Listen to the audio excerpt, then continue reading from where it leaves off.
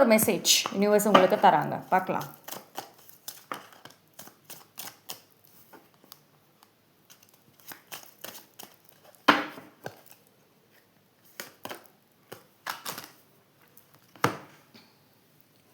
இந்த வீடியோ பார்த்துட்ருக்கீங்க அப்படின்னா தேங்க்யூ ஸ்பிரிட் கைட்ஸுங்கிறத டைப் பண்ணுங்க. வெரி இம்பார்ட்டண்ட், ரொம்ப முக்கியம்.